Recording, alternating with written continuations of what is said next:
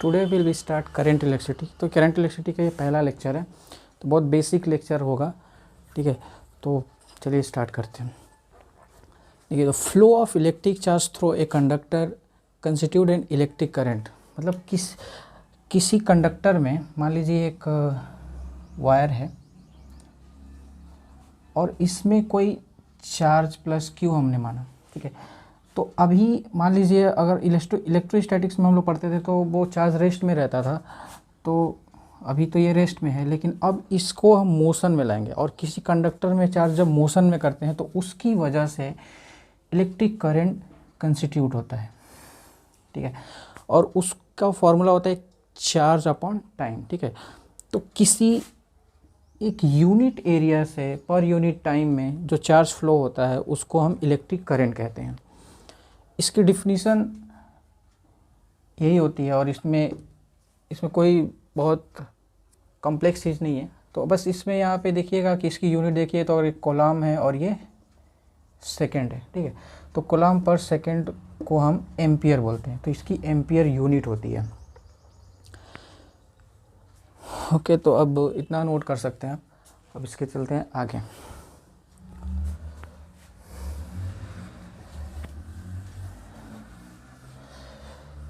अब इसके डायरेक्शंस पे आते हैं कि किस तरीके से डिपेंड करता है। तो मान लीजिए अगर ये दो वायर्स हैं, ठीक है, और ये जाकर के एक थर्ड वायर है और इसमें हमने करंट दिया हुआ है 5 एम्पियर, ठीक है, और इधर दे दिया 2 एम्पियर, और हमने बोला कि बताइए इस वाले वायर में कितना करंट फ्लो हो रहा है। तो इस वाले वायर में करंट फ्लो हो रहा है वो पता करने के लिए मुझे इन दोनों को देखना पड़ेगा। तो आप ये बताइए कि 5 एम्पियर, और अभी मैंने इसमें डायरेक्शन नहीं दी है, तो जब मैंने इसमें डायरेक्शन नहीं दी है तो हम बता ही नहीं पाएंगे कि इधर करंट आया कितना। और देखिए अगर मैंने ऐसे ही डायरेक्शन इधर की तरफ दे दिया तो 5 to 7 एम्पियर हो गया। अब 7 एम्पियर हो गया, तो ये 7 एम्पियर हम लिख ही तब पाए थे जब हमने ये डायरेक्शन इधर दी थी। और मान लीजिए अगर मैंने इधर की तरफ न करके डायरेक्शन, इसकी डायरेक्शन बदल दी, इधर कर दिया, इस तरफ कर दिया, तो 5 एम्पियर में से 2 एम्पियर इधर गया तो फिर 3 एम्पियर इधर आया होगा। तो अब बताइए, अब तो इसकी डायरेक्शन पहले इधर थी तो 7 एम्पियर था, और इधर डायरेक्शन बदल दी और 2 इधर कर दिया तो अब 3 एम्पियर हो गया। तो इसका मतलब ये डायरेक्शंस पे डिपेंड करता है, लेकिन ये वेक्टर लॉ को नहीं फॉलो करता। तो वेक्टर लॉ को नहीं फॉलो करता तो ये वेक्टर तो नहीं है, क्योंकि अगर वेक्टर होता तो वेक्टर लॉ को फॉलो करता, लेकिन ये डायरेक्शन है लेकिन फिर भी वेक्टर क्वांटिटी नहीं है। तो इसको हम स्केलर में ही रखते हैं, क्योंकि टेंसर इसको बोला तो जाता है, वैसे टेंसर हायर क्लास में है, लेकिन अभी हमारे सिलेबस में इसको स्केलर ही बोलेंगे, ठीक है। और थोड़ा सा इसमें देख लेते हैं कि वेक्टर को कैसे नहीं फॉलो करता है। तो थोड़ा लॉजिक से देख लेते हैं कि यहाँ पे 90 डिग्री है, मान लेते हैं 2 वायर हैं और ये 90 डिग्री पे है। तो आप खुद सोचिए कि अगर दो फोर्सेज अगर 90 डिग्री पे होते हैं तो उनका रिजल्टेंट 0 होता है। तो यहाँ पर अगर ये दोनों वायर्स 90 डिग्री पे हैं लेकिन फिर भी इनका रिजल्टेंट 0 नहीं होगा, इनका कुछ होगा, और ये अभी 90 डिग्री पे तो 3 एम्पियर ही हम लिखेंगे, 0 नहीं लिखेंगे। तो इस वजह से ये वेक्टर लॉ को फॉलो नहीं कर रहा है, तो अभी ये वेक्टर तो नहीं है, ठीक है, स्केलर क्वांटिटी में रखा जाएगा। ओके, लेकिन डायरेक्शन पे डिपेंड करता है, ये इंपॉर्टेंट चीज़ है, लेकिन फिर भी स्केलर है। अब इसके देख लेते हैं कि इसकी डायरेक्शंस एक्चुअल में कंडक्टर में किधर मानते हैं हम लोग। तो जैसे मान लीजिए एक ये कंडक्टर हमने बनाया और इसमें इलेक्ट्रिक फील्ड इस डायरेक्शन में है, और इलेक्ट्रिक फील्ड की डायरेक्शन में ही पॉजिटिव चार्ज का मोशन होता है, और ठीक इसके अपोजिट डायरेक्शन में इलेक्ट्रॉन का मोशन होता है, इलेक्ट्रिक फील्ड के अपोजिट। तो हुआ यूँ था कि पहले लोगों को ये समझ नहीं आ रहा था, मतलब बहुत पहले, कि एक्चुअल में पॉजिटिव चार्ज मूव करता है या फिर निगेटिव चार्ज यानी इलेक्ट्रॉन मूव करता है, तो उस समय पता नहीं था, तो उन्होंने पॉजिटिव चार्ज को मोशन मान करके उसी के डायरेक्शन में बोला कि इलेक्ट्रिक चार्ज फ्लो करता है, तो उधर ही हम करंट की डायरेक्शन मान लेंगे, पॉजिटिव चार्ज के डायरेक्शन की तरफ ही हम मान लेंगे। लेकिन बाद में ये पता चला कि यार पॉजिटिव चार्ज तो मूव नहीं करता, एक्चुअल में तो इलेक्ट्रॉन्स मूव करते हैं। तब तक बहुत देर हो चुकी थी, क्योंकि पूरे किताबें छप चुकी थी कि पॉजिटिव चार्ज के डायरेक्शन में, तो फिर अब सबको फिर से बताना पड़ता कि नहीं, इलेक्ट्रॉन के मूवमेंट की इसकी वजह से हमें डालना चाहिए था, इलेक्ट्रॉन के मोशन के बेसिस पे। तो अब उसको कहा गया कि नहीं, अब रहने दीजिए, कोई बात नहीं, जैसा चल रहा है उसको चलने दीजिए। तो ये कन्वेंशन पहले मान लिया गया है कि पॉजिटिव चार्ज के मोशन के तरफ ही करंट की ही डायरेक्शन होगी, उधर की ही तरफ होगी, और उधर की तरफ इलेक्ट्रिक फील्ड की डायरेक्शन। तो हम कह सकते हैं कि इलेक्ट्रिक फील्ड की जो डायरेक्शन है वही करंट की डायरेक्शन होगी और वही पॉजिटिव चार्ज की डायरेक्शन होगी, और उसके अपोजिट इलेक्ट्रॉन्स फ्लो करेंगे। तो ऐसा डायरेक्शन ये, और इसी वजह से, मतलब कन्वेंशन की वजह से इसको बोला भी जाता है कि कन्वेंशनल करंट इसको कहा जाएगा, ठीक है। और जो इलेक्ट्रॉन्स की वजह से जो करंट फ्लो होता है उसको इलेक्ट्रॉनिक करंट कहा जाता है। लेकिन हमारे लिए जो करंट इम्पॉर्टेंट है वो ये वाला है, जो पॉजिटिव चार्ज की वजह से फ्लो करता है। तो इस वजह से इसकी डायरेक्शन डिफाइन की। तो इलेक्ट्रिक फील्ड के डायरेक्शन में ही करंट की डायरेक्शन होती है और उधर ही पॉजिटिव चार्ज होता है। तो ये डायरेक्शन का बात है, इसको हम रफ कर रहे हैं।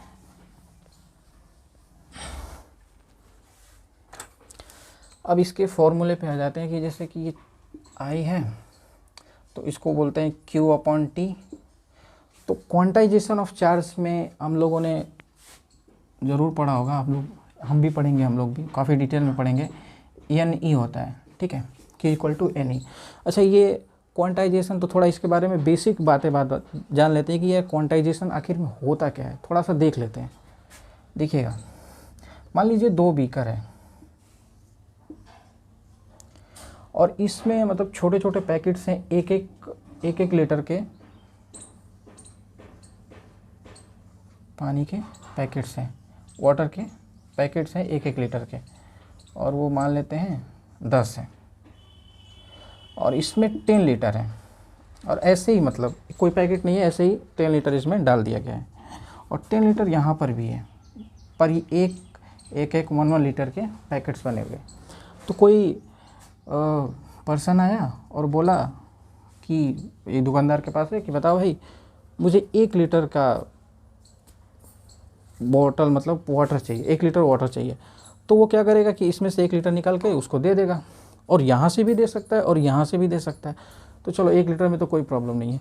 और उसने मान लीजिए बोला कि मुझे 1.5 लीटर दीजिए, तो 1.5 लीटर अब वो इसमें से नहीं दे सकता है, उसको यहीं पर आना पड़ेगा, तो उसमें से उस 1.5 लीटर नाप करके उसको दे देगा। लेकिन अगर अब इसमें से इस वजह से नहीं दे पाया क्योंकि हाफ जो आधा लीटर का पैकेट तो है ही नहीं ना, तो क्योंकि ये जो है इंटीग्रल मल्टीपल है, तो अगर ये इंटीजर में मांगेगा तभी ये दे पाएगा ये पैकेट्स। तो हम कह सकते हैं कि यहाँ पे ये जो दिए गए हैं वाटर वो क्वांटाइज हैं, उसको इंटीग्रल मल्टीपल में ही मांगोगे तो दे पाएंगे। यानी कि 1 पैकेट मांगा तो दे सकते हैं, 2 पैकेट मांगा तो दे सकते हैं, 3 पैकेट मांगा तो दे सकते हैं, 3 लीटर मांगा तो दे सकते हैं, 4 लीटर, 4.5 लीटर बोलेंगे तो नहीं दे पाएंगे।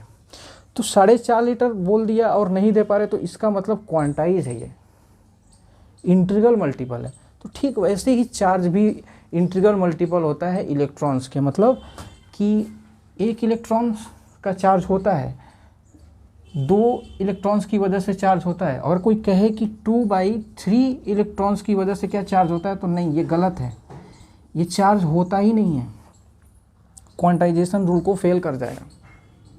तो इस वजह से अगर मान लीजिए 3 इलेक्ट्रॉन्स कह सकते हैं, ऐसे इंटीग्रल मल्टीपल होता है, तो ये होता है कॉन्सेप्ट क्वांटाइजेशन का, तो यहाँ पे यूज करें तो इस वजह से। वैसे तो ये इलेक्ट्रोस्टैटिक्स का पार्ट है, ठीक है। तो आपको समझ आ गया होगा कि क्वांटाइजेशन ऑफ इलेक्ट्रिक चार्ज क्या होता है, ठीक है।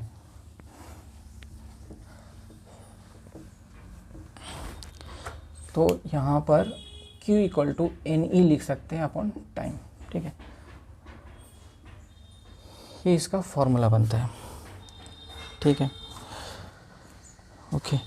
अब इसका कुछ थियोरेटिकल पार्ट है वो अब देख लेते हैं। देखिएगा, बहुत आराम से मूव करेंगे, मतलब बिल्कुल एक एक चीज़ समझते हुए। मान लीजिए कंडक्टर्स होते हैं, उसमें जो चार्ज कैरियर होते हैं वो होते हैं इलेक्ट्रॉन्स होते हैं। अगर वही इलेक्ट्रोलाइट्स होते हैं, मतलब किसकी वजह से इलेक्ट्रिक चार्ज फ्लो होता है, तो कंडक्टर में इलेक्ट्रिक चार्ज फ्लो होता है इलेक्ट्रॉन्स की वजह से। और वही इलेक्ट्रोलाइट्स होगा, तो इलेक्ट्रोलाइट्स में इलेक्ट्रॉन्स की वजह से नहीं होता है, उसमें होता है positive ions and negative ions की वजह से करंट फ्लो होता है। ठीक है, यहाँ पे इलेक्ट्रॉन्स की वजह से फ्लो नहीं होता। अगर ऐसे देखते हैं इलेक्ट्रोलाइट्स, तो यार इलेक्ट्रॉन्स लिख दें, नहीं, गलत हो जाएगा। फिर पॉजिटिव आयंस और निगेटिव आयंस की वजह से यहाँ पे करंट फ्लो होता है। तीसरा है गैसेस में, या फिर हम हाइड्रोजन डिस्चार्ज ट्यूब भी बोलते हैं इसको, हाइड्रोजन डिस्चार्ज ट्यूब। तो हाइड्रोजन डिस्चार्ज ट्यूब, ये चीज़ अगर आपको ये समझ में नहीं आ रहा है कि यार कैसे हो गया, तो एटॉमिक स्ट्रक्चर में इसकी ब्रीफ स्टडी की जाती है, और इसकी भी एटॉमिक स्ट्रक्चर में ब्रीफ स्टडी की जाती है। तो यहाँ पर जो होता है गैसेस, यानी कि जो हाइड्रोजन डिस्चार्ज ट्यूब में होता है, तो इसमें जो करंट का फ्लो होता है वो होता है इलेक्ट्रॉन्स की वजह से और आयंस की वजह से, दोनों की वजह से होता है।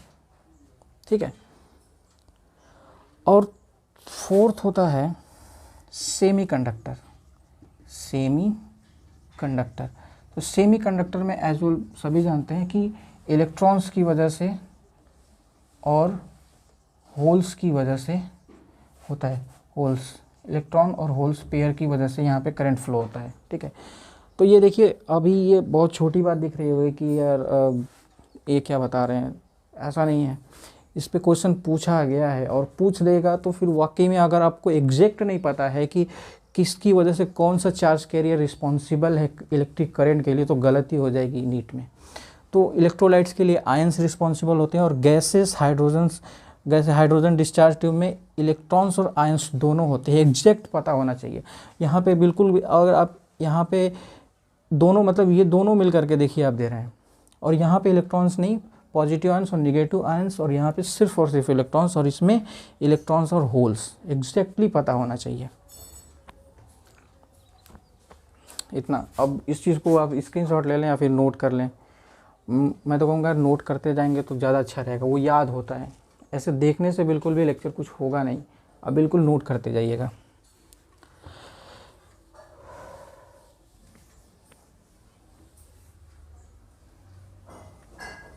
अब देखिए, मैंने हाइड्रोजन और डिस्चार्ज ट्यूब को मैंने रखा है, क्यों रखा है ज़रा देखिए।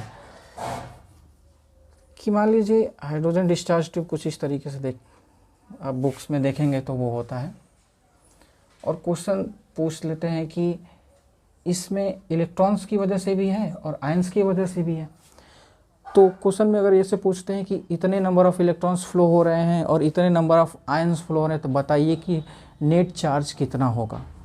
तो उस समय वो इलेक्ट्रॉन्स भी दे रहे हैं और आयंस भी दे रहे हैं, और चलिए मान लेते हैं आयंस ना देते हैं, तो ये आयंस पॉजिटिव भी हो सकते हैं और निगेटिव भी हो सकते हैं। तो अगर बोले कि कुछ Na+ की वजह से हो रहा है और कुछ Cl- की वजह से इलेक्ट्रॉन्स कुछ आयंस फ्लो हो रहे हैं, तो उस समय जो हम इसका फॉर्मूला यूज़ करेंगे वो देखिएगा कैसे होता है। जैसे मान लीजिए इलेक्ट्रॉन्स ऐसे मूव कर रहे हैं और इधर कुछ आयंस हैं, कुछ पॉजिटिव आयंस हैं, वो मूव कर रहे हैं। ठीक है, तो उसकी वजह से जो फॉर्मूला लिखा जाएगा, नंबर ऑफ इलेक्ट्रॉन्स और इलेक्ट्रॉन्स का charge plus number of positive charge और उस पे जो चार्जेज होंगे वो, और अपन टोटल टाइम, ये फॉर्मूला यूज करेंगे। इस पे न्यूमेरिकल्स पूछे गए हैं, तो हर न्यूमेरिकल्स को कैसे किस फॉर्मूले से टैकल करेंगे वो हम बता रहे हैं। ठीक है, तो ये था इसमें क्वेश्चन। पूछा गया है और इस पे बेस्ड क्वेश्चन है एफएमसी में, और वहाँ पे ये यूज हुआ है, एफएमसी में पूछा गया है, तो इस वजह से इसको बताया है। ठीक है, उसको जरूर टैकल कीजिएगा।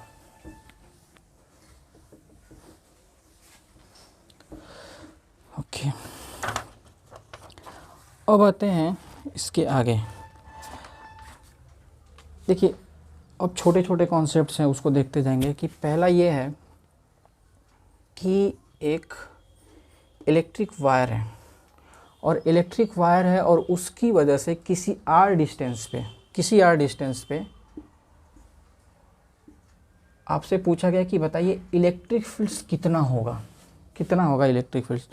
तो किसी आर डिस्टेंस पे इलेक्ट्रिक फील्ड कितना होगा, तो अब दिमाग में आता होगा कि के क्यू बाई आर, तो ये फॉर्मूला होता है, और इलेक्ट्रिक फील्ड्स होने के लिए चार्ज का होना ज़रूरी है। पर इस पे कोई चार्ज नहीं होता, ये न्यूट्रल होता है। कैसे न्यूट्रल होता है वो ज़रा देखिएगा।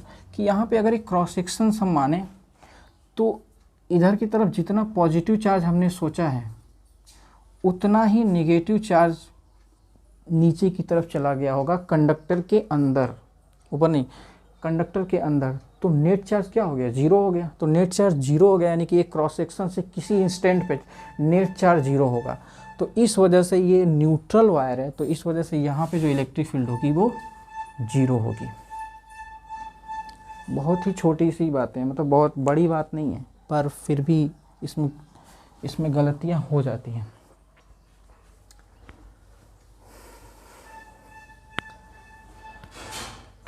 अब दूसरी चीज़ है कि हम क्या करते हैं कि कंडक्टर्स के क्रॉस सेक्शंस को चेंज करते हैं।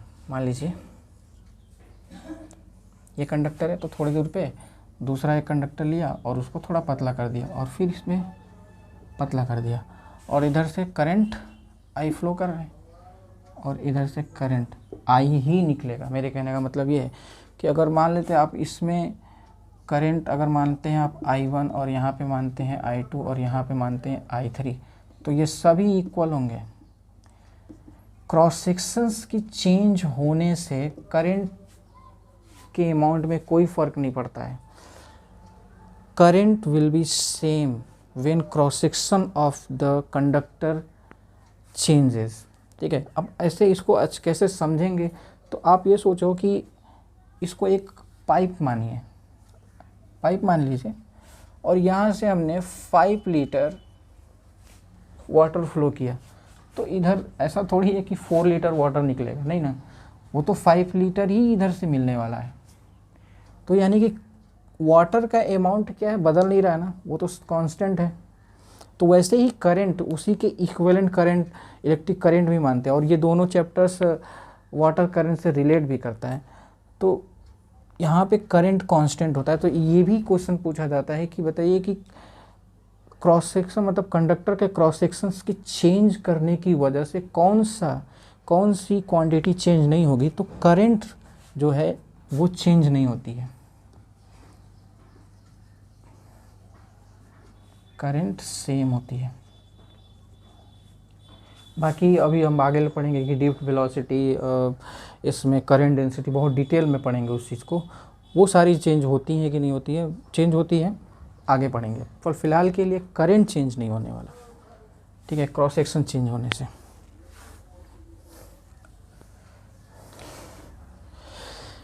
अब इस पे एक क्वेश्चन और भी बनता है, वो भी बता रहे हैं। देखिए कि हमसे क्वेश्चन पूछा गया, मान लीजिए एग्जांपल के तौर पे लीजिएगा इसको, कि चार्ज का फंक्शन दिया हुआ है हमारे पास AT² + BT + C, ठीक है, और हमसे पूछा गया कि बताइए A, पहला क्वेश्चन है कि A और B और C का डायमेंशन कितना होगा, A और B का और C का डायमेंशन कितना होगा। ठीक है, तो पहले तो डायमेंशन के लिए तो हम जानते हैं कि I = Q/T होता है, तो Q = I/T, इसको इधर भेज देंगे। तो इसका डायमेंशन चार्ज का जो होगा एम्पियर टाइम होगा, यानी कि Q का डायमेंशन हमारा AT होगा। ठीक है, ये पहले यहाँ पे लिख लेते हैं, AT होगा।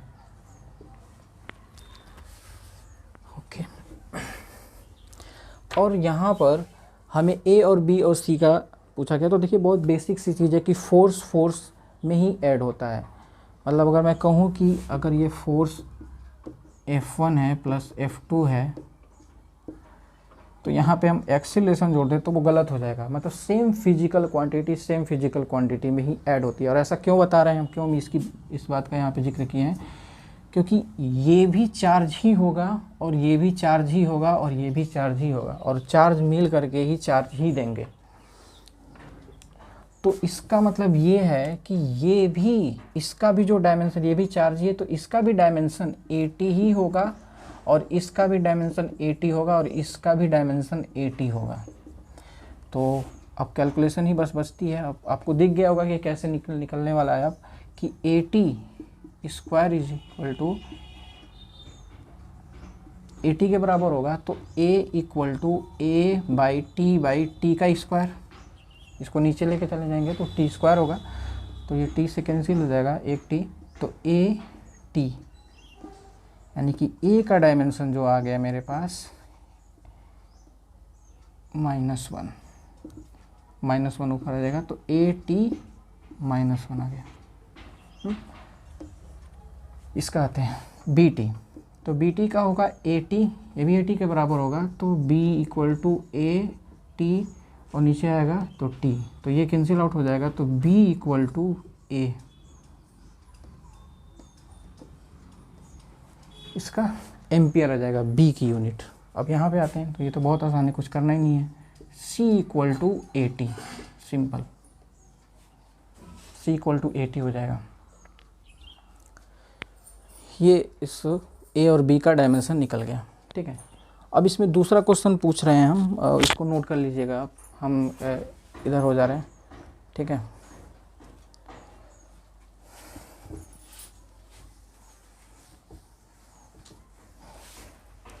कि हमारे पास A और B और C की वैल्यू दी गई है। तो जैसे मान लीजिए A की वैल्यू, B और C की वैल्यू दी गई है, और वो दी गई है 5, 3 और 1, और आपसे पूछा जा रहा है कि बताइए current at t equal to 5 second पे कितना करंट होगा, ठीक है। क्वेश्चन में ये है, A और B की वैल्यू दी गई है, A B C की, और आपको पूछा जा रहा है कि करंट की वैल्यू बताइए 5 सेकेंड पर, ठीक है। तो अभी ये क्या दिया हुआ है, हमारे पास ये चार्ज का फंक्शन दिया गया है, तो हमें इस चार्ज को करंट के लिए I इक्वल टू dq/dt होता है, ठीक है। अभी फ़िलहाल के लिए देख लीजिए, इस पर बात करेंगे अभी, और इसको डिफ्रेंशिएट करेंगे टाइम के रिस्पेक्ट में, तो करंट आ जाएगा, तो वो AT square plus BT plus C, तो I इक्वल टू और into 2T plus B plus C का जो होगा 0 हो जाएगा, ठीक है। तो I इक्वल टू, कॉन्स्टेंट का डिफ्रेंशिएशन 0 होता है, 2AT प्लस B, ठीक है, ये हो गया। तो करंट का जो फंक्शन आ गया हमारे पास, I equal to 2AT plus B, ठीक है, ये हो गया।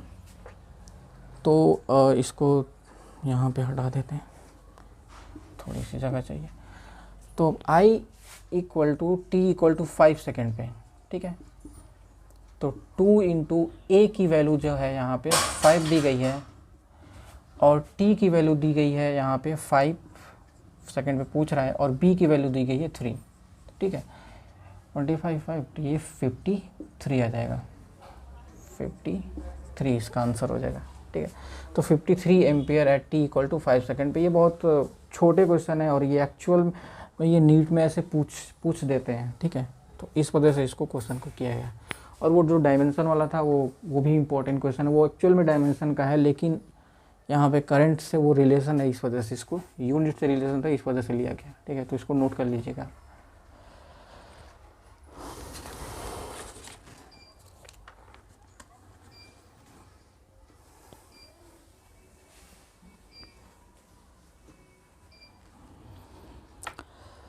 अब देखिए,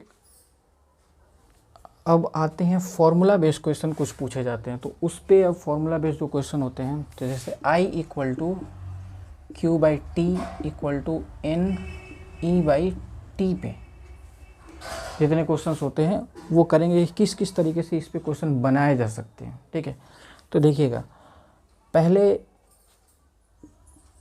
एक वायर है मान लेते हैं, उसमें 1 एम्पियर की करंट बह रही है और 1 सेकेंड में 1 एम्पियर की करंट फ्लो हो रही है। ठीक है, तो मैं पूछ रहा हूँ कि बताइए कितना किसी क्रॉस सेक्शन से कितने नंबर ऑफ इलेक्ट्रॉन्स फ्लो कर चुके होंगे, कितने नंबर ऑफ इलेक्ट्रॉन्स फ्लो कर चुके होंगे। तो हमने नंबर ऑफ इलेक्ट्रॉन्स पूछा है और ये दो चीज़ें दी गई हैं। ठीक है, तो देखिए यहाँ से क्या होगा कि I = NE/T। ठीक है, और यहाँ पे IT/E, इसको इधर भेजा I/T, तो यानी कि नंबर ऑफ इलेक्ट्रॉन्स निकालने का फॉर्मूला हमारे पास आ गया। तो ये होगा कि N = I, यानी कि करंट कितना है 1 और टाइम कितना है 1, और इलेक्ट्रॉन्स का चार्ज जो होता है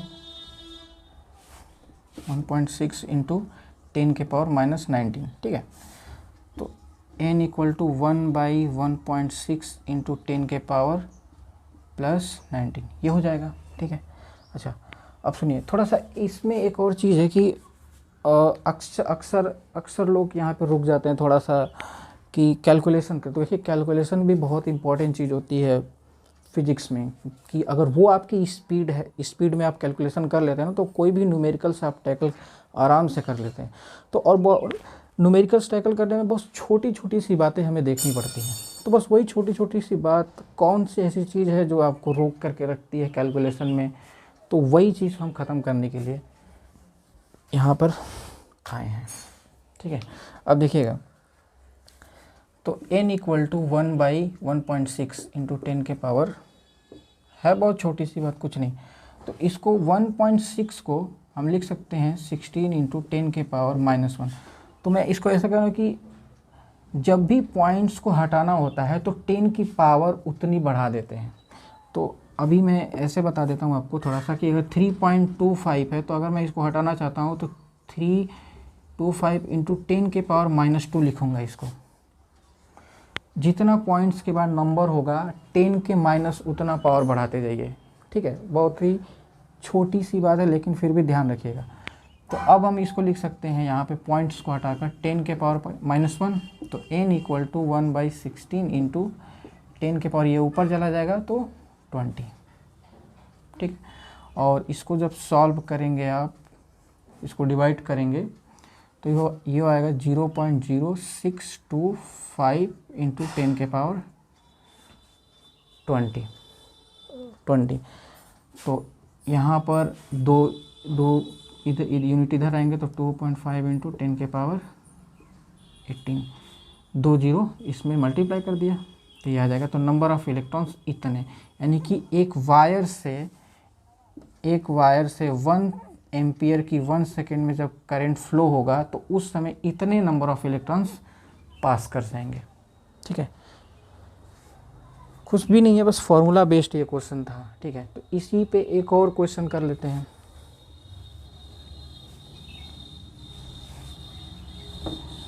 आप नोट करते जाइएगा। ठीक है, क्वेश्चन में दिया गया है कि एक लैंप है, लेट्स सपोज दैट ये लैंप है और इसमें करंट फ्लो हो रहा है 300 मिली एम्पियर का। ठीक है, तो 300 मिली एम्पियर और 1 मिनट में ये करंट फ्लो हो रहा है, 1 मिनट में 300 मिली एम्पियर करंट फ्लो हो जा रहा है।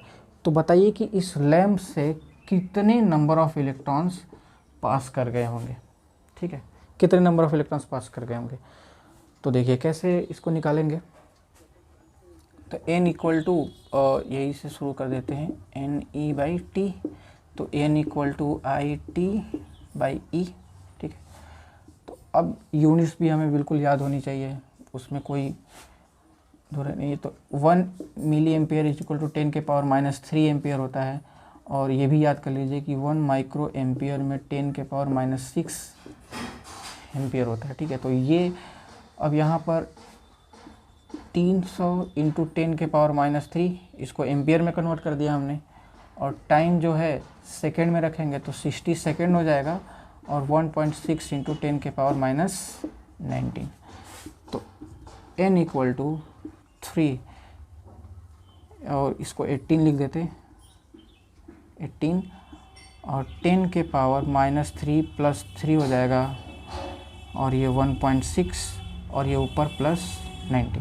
क्या किए हैं, ये 3 जीरो जो है उसको +3 लिख दिए और यहाँ पे -3 था ही, और नीचे का जो था वो ऊपर लेके चले गए हैं तो +19 हो गया। ठीक है, तो ये कैंसिल आउट हो जाएगा। तो ये n = 18/1.6 × 10 के पावर 19 ये आ जाएगा।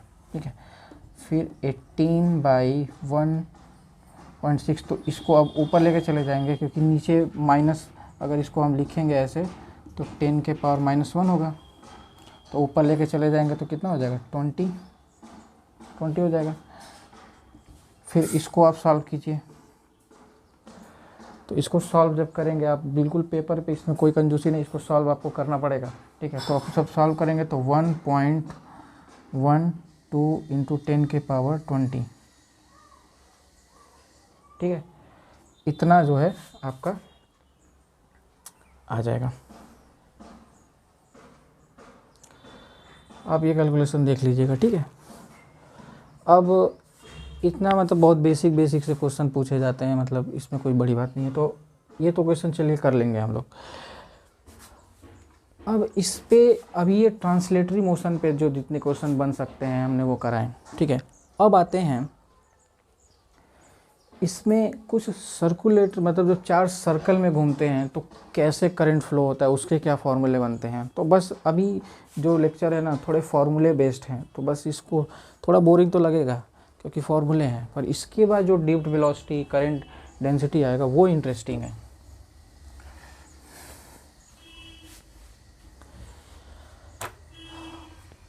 जैसे मान लेते हैं कि किसी एक सर्कल में इलेक्ट्रॉन्स मूव कर रहे हैं। ठीक है, जिसकी रेडियस r दी गई है। ठीक है, r दी गई है और v वेलोसिटी से मूव कर रहा है, तो बताइए इसमें कितना करंट फ्लो कर रहा होगा। ठीक है, तो करंट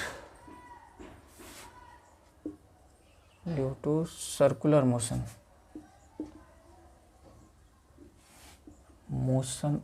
ऑफ चार्ज,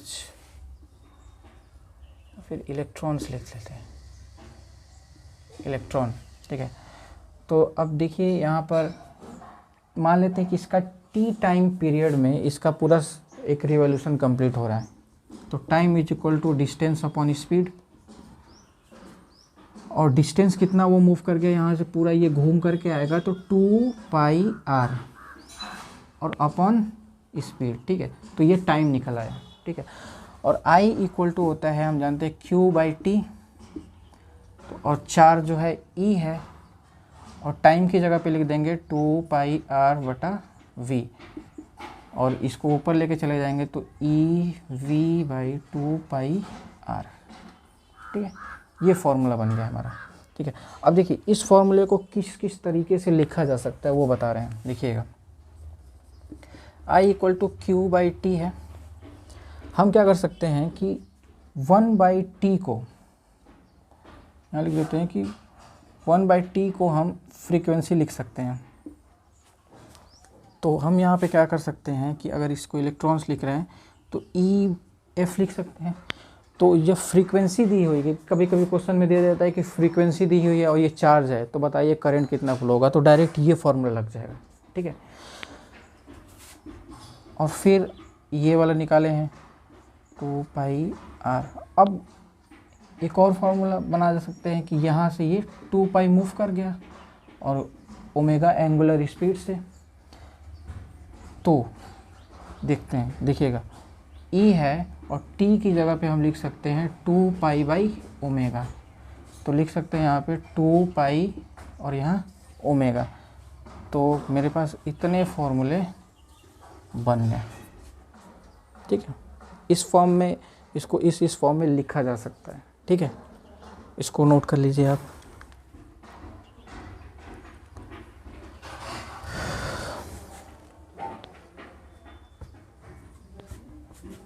अब रब कर रहे हैं, इसको नोट कर लीजिएगा आप लोग।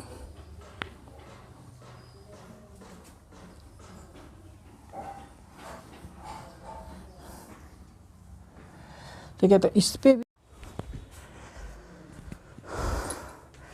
देखिए क्वेश्चन जो है वही सी रोटेशन पे ही है, जब सर्कुलर मोशन में घूमता है इलेक्ट्रॉन्स, तो उसी के बेसिस पे है। क्वेश्चन कह रहा है कि in a hydrogen atom and electrons move in a orbit of radius 5 × 10⁻11 metre with a speed of इतना, फाइंड द इक्विवेलेंट करंट, ये निकालना है। ठीक है, तो बिल्कुल उसी पे बेस्ड है कि एक इलेक्ट्रॉन है, मूव कर रहा है आर रेडियस के सर्कल में किसी स्पीड v से। ठीक है, तो वी नो दैट कि करंट इक्वल टू E/t होता है, तो E = 2πr, और नीचे भी तो ऊपर चला जाएगा, तो I = E, तो E की वैल्यू सेटा डायरेक्ट रखी गई दी हुई है तो वो रख देंगे हम, और वेलोसिटी दिया हुआ है, वेलोसिटी नहीं स्पीड बोलेंगे, 10⁻⁻ इतना मीटर। ठीक है, अब दिया हुआ है 2 × इसको 22 रखेंगे क्योंकि ये कैंसिल आउट हो जाएगा। ठीक है, और ये 7 यहाँ पे। ठीक है, फिर उसके बाद रेडियस दी हुई है 5 × 10⁻11 मीटर। ठीक है, अब देखिए इसको आप सॉल्व करके कमेंट में आंसर ज़रूर बताइएगा। ठीक है, वैसे मुझे याद है, ठीक है, मैं लिख दे रहा हूँ, पर फिर भी आप इसका आंसर तो इजी में से देख के बताएंगे, फिर भी एक बार ज़रूर कीजिएगा ट्राई इसको, पूरा कैलकुलेशन को। कुछ भी नहीं है, बस आप सीधा डायरेक्ट इससे कैंसिल आउट करेंगे, इसका 10 हो जाएगा ऊपर, बिल्कुल आसान सा लेकर बस 10 की पावर ऊपर लेके जाना है। ठीक है, अगर कहते हैं तो चलो कर ही देते हैं 1.6, और इससे कैंसिल आउट होगा। तो आप देखिए यहाँ पे 10 है, तो 10 के उधर पे लेकर जाएंगे तो एक -1 यहाँ पे आ जाएगा। ठीक है, और ये जो है 10 हो जाएगा, तो 10 × अब यहाँ के 10 के पावर -19, और ये -12 × 7 बाई ये 10 हो गया, तो फिर ये भी 12 हो जाएगा इससे मिल करके। ठीक है, अब देखते जाइए कि कितना आसान हो गया। अब इससे मल्टीप्लाई कीजिएगा, तो जब मल्टीप्लाई सब कुछ करेंगे तो यह आएगा 1.12 × 10 के पावर, सारे मल्टीप्लाई करके आप देखेंगे तो -3 एम्पियर आएगा। ठीक है, 16 × 7 112 आ रहा है, और ये मुझे पता है एग्जैक्टली ये पी आएगा, पे करेंगे तो आ जाएगा। ठीक है, इतना ये एम्पियर के करंट इसमें फ्लो करेगी जब एक इलेक्ट्रॉन रिवॉल्व करेगा in around the hydrogen atom. ठीक है, इसको हट जा रहा हूँ, स्क्रीनशॉट लेकर के कीजिए या फिर इसको नोट कर लीजिए। चलिए नोट कीजिए।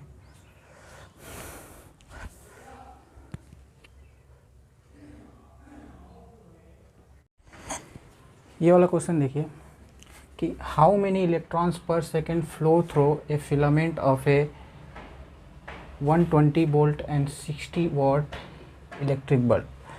मतलब कोई एक इलेक्ट्रिक बल्ब है जिसकी वोल्टेज 120 दी हुई है और उसका वाट जो है 60 वाट का बल्ब है। ठीक है, और पूछ रहा है कि बताइए कितना नंबर ऑफ इलेक्ट्रॉन्स इससे इलेक्ट्रिक बल्ब से फ्लो हो जा रहे होंगे। ठीक है, तो देखने में क्वेश्चन बिल्कुल वाट दिया हुआ है तो थोड़ा सा डरावना लग रहा है। बस इसमें ये जो चीज़ें दी हुई हैं, बस आपका बहाना है करंट निकालने का। तो उस करंट यहाँ से निकाल करके सारा काम हो जाएगा। करंट निकालिए, फिर ये जो है इलेक्ट्रिक करंट का क्वेश्चन बन जाएगा। बेसिकली वो इस फार्मूलों को यूज कराना चाहता है आपसे। ठीक है, तो ये हम आगे पढ़ेंगे हीटिंग इफेक्ट ऑफ करंट में, पूरा एक बेसिक चैप्टर अलग से है, डिटेल में पढ़ेंगे। उससे कितने भी न्यूमेरिकल्स होंगे, कैसे भी टेढ़े मेढ़े सब हो जाएंगे। ठीक है, ये आगे आएगा। ठीक है, तो अब देखिएगा, तो यहाँ से P = VI है, तो यहाँ से P/V यानी कि पावर जो दिया हुआ है 120, सॉरी ये दिया हुआ है 60 ना, और वोल्टेज दिया हुआ है 120, तो ये कैंसिल आउट करेंगे तो 1/2 यानी कि 0.5 एम्पियर आएगा। राइट, अब 0.5 एम्पियर आएगा, ये करंट की वैल्यू होगी। तो अब हम जानते हैं I = N, जिसे कि हम थोड़ा बेसिक से करते हैं कि जो होता है करंट = NE/T, यही होता है। तो अब नंबर ऑफ इलेक्ट्रॉन्स निकालना है, तो E = I/T/E होगा। तो अब यहाँ पे करंट ही निकालने के लिए बेसिकली ये वोल्टेज दे करके ये नाटक किया है और कुछ नहीं है। तो बस यहाँ पे निकल गया 0.5 एम्पियर इंटू टाइम दिया हुआ है कितना, 1 सेकेंड, ठीक है। और इलेक्ट्रॉन का जो होता है 1.6 इंटू 10⁻⁻19 कूलम। तो यहाँ से अब आप इसको पूरा अच्छे से सॉल्व कीजिए, ठीक है। मैं बता दिया जाता हूँ, 5/16 हो जाएगा, क्योंकि ये 10 से मल्टीप्लाई ऊपर नीचे करेंगे तो हो जाएगा 10⁻⁻19, ठीक है। अब इसको पूरा अच्छे से इसको सॉल्व करिएगा, ठीक है। तो मुझे पता है इसका सॉल्यूशंस कितना होगा कि 3 पॉइंट, मतलब इसको आप इससे डिवाइड करेंगे तो 3.125 इंटू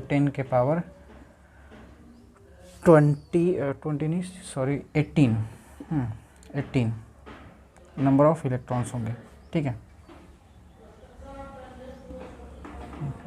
ठीक है, इतने होंगे, ओके, इतने होंगे। तो ये पूरा बेसिक लेक्चर था आज का, बिल्कुल सिर्फ हम ये जो पूरा हमने जो आज का लेक्चर दिया है, आप देखे होंगे कि बस हमने इसी पे फोकस किया हुआ है, बस इसी के इर्द गिर्द घूमते रहे हैं हम लोग, ठीक है। इसके इर्द गिर्द सर्कुलर में, ठीक है। तो बेसिक न्यूमेरिकल बेस्ड था, बिल्कुल भी इंटरेस्टिंग लेक्चर नहीं था, मैं मान सकता हूँ। कल का जो मतलब इसके अगला जो वीडियो होगा, वो जो लेक्चर होगा एवरेज करंट और इंस्टेंटेनियस करंट पे बेस्ड होगा। तो इन दोनों को पूरा डिटेल में, इससे जितने जीरो से लेकर के अच्छे क्वेश्चंस जो बनते हैं इंस्टेंटेनियस और एवरेज करंट के, वो सारे क्वेश्चंस हम कल करेंगे, मतलब अगले वीडियोज़ में करेंगे, ठीक है। तो वो कल ही आ जाएगा।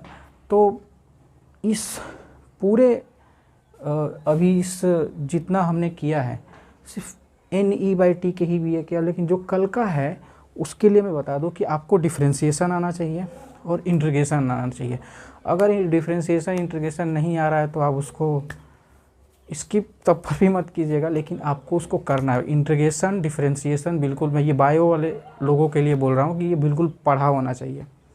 इंटीग्रेशन डिफ्रेंशिएशन बिल्कुल अच्छा यूज़ होगा, मतलब उसमें प्रोडक्ट रूल लगेंगे, ठीक है। तो बिल्कुल आना चाहिए वो।